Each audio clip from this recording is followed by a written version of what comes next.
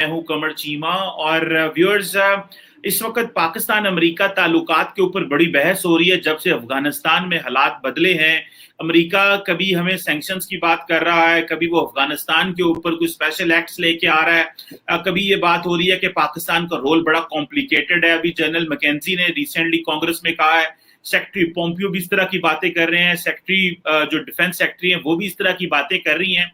जाहिर बात है, ये अमेरिका पाक अमेरिका ताल्लुकात को समझने के लिए मैंने रिक्वेस्ट की साजिद तारड़ साहब से, जो कि अमेरिका में बैठे हैं और अमेरिकी एस्टैब्लिशमेंट को और पाकिस्तान की पॉलिटिकल एस्टैब्लिशमेंट को बड़े अच्छे से, सिस्टम को बड़े करीबी से जानते हैं। आप इस सारे सिनेरियो को किस तरह देखते हैं? डिटेल में भी जाना चाहूंगा उस बिल के बारे में। उस बिल की पॉलिटिकल अभी फिलहाल उसकी कोई इतनी वैल्यू नहीं है, लेकिन ये किसी बड़े अलमिये का की फाउंडेशन बन सकता है, वो सलाहियत रख सकता है। उसने एक डायलॉग शुरू करा दिया वॉशिंगटन डीसी में। उसने अपने और उसमें एक चीज जो बिलखसूस मैं कहूंगा कि मोदी साहब का रिसेंट दौरा और इंडियन लॉबी की सक्सेस, बल्कि मैंने तो अगले दिन एक जगह यह भी कहा है कि मुझे लगता है ये बिल ही किसी इंडियन ने लिखा था। उसमें दो चीजें मैं उससे समझता हूं, तालिबान को फाइनेंशियल सैंक्शन और पाकिस्तान को सबक दिखाने का उसमें रास्ता दिखाया गया है। उसमें बताया गया है कि किस तरीके से दोहा एग्रीमेंट को वायलेट कर रहे हैं तालिबान। वहां पे तशद्दुद के बारे में चीजें थी। वहां पे $54 बिलियन लगा के जिस तरीके से अमेरिकन ने अफगानिस्तान के अंदर वुमेन एम्पावरमेंट की चीजें की थी, वो सारी खत्म हो गई। उसके बाद उनका अफजात है कि तालिबान अलकायदा से मुशाफरत करते रहे हैं।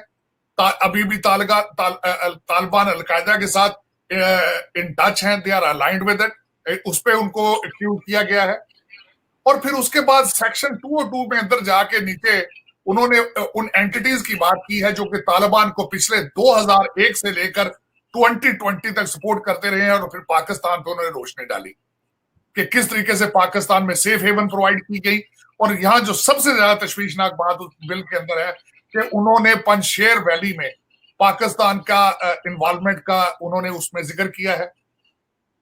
और 180 डेज के अंदर इस रिपोर्ट को मजीद इसकी जो इन्वेस्टिगेशन करके उन्होंने कहा कि रिपोर्ट एक कंप्रीहेंसिव तैयार की जाए। अब इन हालात में जो मुझे नजर आ रहा है आगे कि क्या हो रहा है, पाकिस्तान और तालिबान बंद गली में खड़े नजर आ रहे हैं। वो किस तरीके से कि इस वक्त हमारी पाकिस्तानी गवर्नमेंट भी दो चीजों पे सफारतकारी कर रही है। एक तो वो दुनिया को कह रहे हैं कि तालिबान को पैसे दिए जाएं, फाइनेंशियल हेल्प, और दूसरा उनकी सफारतकारी की जा रही है कि तालिबान की हुकूमत को रिकॉग्नाइज किया जाए। मेरा ये क्वेश्चन मार्क है तालिबान के लिए कि अगर वेस्ट उनको पैसे देता है, अमेरिका पैसे देता है, तो उनकी टर्म्स बड़ी सख्त होंगी। अगर वो पैसे लेते हैं तो उनके अंदर उनके ऊपर अमेरिकन एजेंट होने का नाम लगेगा, उनके अंदर इंतशार और ज्यादा बढ़ेगा। वो इस तरीके से कि उनको शर्तें माननी पड़ेंगी और अपनी आइडियोलॉजी चेंज करनी पड़ेगी। तो वो जो हार्डकोर उनके साथ हैं, उनके अंदर ग्रुप हैं, वहां उनको इश्यूज आने शुरू हो जाएंगे। तो इस वक्त एक बड़ा सेंसिटिव मैटर चल रहा है। अभी आपने देखा होगा, खबर सुनी होगी कि वेंडी शर्मन जो कि हमारी डिप्टी सेक्रेटरी हैं, शी इज विजिटिंग पाकिस्तान। और कुरैशी साहब की जो बातें हुई हैं यहाँ पे टोनी बिल्किन के साथ, ये मुलाकात उसी का एक कहते हैं कि दूसरा स्टेज है। लेकिन इसके साथ मैं एक यहाँ पे मेरे लिए एक और तशवीशनाक चीज है। आप ये पाकिस्तान के अंदर जो अभी हमारे वज़ीर खारजा आए और इंटेलिजेंस एजेंसियों के लोग आते रहे, और ये वेंडी शर्मन भी, एक चीज कॉमन है कि ये या इंडिया से होकर पाकिस्तान आते हैं या पाकिस्तान से होकर इंडिया जाते हैं। या तो वहां से गाइडलाइन लेकर आते हैं या यहां से जो गाइडलाइन लेकर जाते हैं उसको डिफ्यूज कर दिया जाता है इंडिया में जाकर। मैं चीमा साहब, मैंने पहली दफा मैं अपनी स्टेट लेवल पे सियासत में इन्वॉल्व हूं तकरीबन मेरी सारी अमेरिकन जिंदगी। I am a political worker. लेकिन मैंने पिछली दफा डोनाल्ड ट्रंप के पीरियड में फेडरल गवर्नमेंट और व्हाइट हाउस को स्टडी किया। मैं पिछले 5 साल से मैं समझता हूं वाहिद पाकिस्तानी है जो पिछले 5 साल से ववेला कर रहा है कि इस वक्त Indian lobby in Washington DC is the biggest threat for Pakistan. उनके व्हाइट हाउस के eyes and ear they are Indian. आप सबसे पहले या तो आपकी अभी भी फॉरेन पॉलिसी कंफ्यूजन का शिकार है, और या आप सीरियस नहीं है। हालात आपके ये हैं इंटरनल के आपसे चाइना भी खुश नहीं है, अमेरिकन रिजर्वेशन है उनकी, और आप 0 पॉइंट पे खड़े हैं और आपके पास किसी वैगन का कोई टिकट नहीं। तो उसमें आके आपके सबसे पहले तो आपने कंफ्यूजन खुद अपने लिए भी क्रिएट कर रखा है पाकिस्तान में। कभी आप कहते हैं हम तालिबान के नुमाइंदे नहीं हैं, कभी आप ये बयान देते हैं कि हम उनको तस्लीम करेंगे तो वेस्ट के साथ, हम दूसरे लोगों को रीजन के साथ लेकर तस्लीम करेंगे। दूसरी साइड पे आप यूनाइटेड नेशन में भी रिक्वेस्ट करते हैं कि तालिबान को बोलने की इजाजत दी जाए। दूसरा, आप ये भी चाहते हैं कि उनके ऊपर डॉलरों की बारिश शुरू हो जाए। तो फिर ये आप खुद भी कंफ्यूज हैं, आप खुद चैनलाइज नहीं है, ऑर्गेनाइज नहीं है, और ये दुनिया को बिल्कुल गलत सिग्नल जा रहे हैं। पहले आपके हालात वॉशिंगटन डीसी में बाद-एतमादी वाले हैं। आपने देखा होगा कि इनमें जो हमारे आर्मी जनरल है वो भी ये कहते रहे हैं कि 20 साल हमारे साथ पाकिस्तान डबल गेम करता रहा। उसामा बिन लादेन के वहां से मिलने के बाद एक और बाद-एतमादी की फिजा मौजूद है।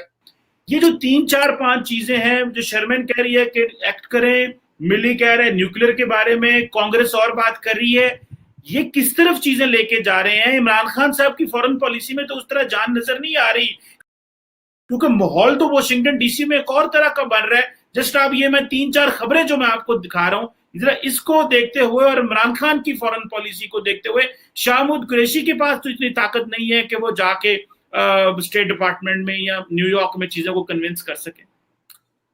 इस वक्त चीमा साहब हमारी पॉलिसी ना पहले थी ना है, आगे भी उसका कोई अंदिया नजर नहीं आ रहा। जिस तरीके से आपने फरमाया कि ये न्यूक्लियर की बात हमारे आर्मी जनरल जो की ये मूड बना रहे हैं, ये प्रेशर क्रिएट कर रहे हैं। इस वक्त 2-3 किस्म के प्रेशर क्रिएट करना चाह रहे हैं ये अमेरिकन जनरल। उसके बारे में बताना चाहूंगा कि एक यहाँ पे सिनेरियो ये भी है जिसकी बुनियाद हमारे एक रिपब्लिकन सेनेटर लिंडसी ग्रैम ने एक स्टेटमेंट दे के आए थे 2 हफ्ते पहले कि हम अफगानिस्तान में वापस भी जा सकते हैं। अब वो क्या है वो सूरत हाल, यहाँ पे कुछ लॉ मेकर जो है वो ये भी सोच रहे हैं, उनके सामने ड्रोन की लाइफ खराब हो जाती है। यहाँ पे बिल्कुल इस वक्त भी डायलॉग हो रहा है आपके सेंट्रल एशिया की कई मुल्कों के साथ एयर बेसिस के लिए। इंडिया के साथ सोचा जा रहा है कि इंडिया के वहां से हमारे ड्रोन उड़े, वहां से एयर स्पोर्ट की बात हो रही है। लेकिन ये सारा सिनेरियो जो है, और इसमें प्लान बी में मौजूद है कि वापस जाना पड़ा, अगर वहां से वो खदशात या खतरात आते तो वापस भी जाएंगे।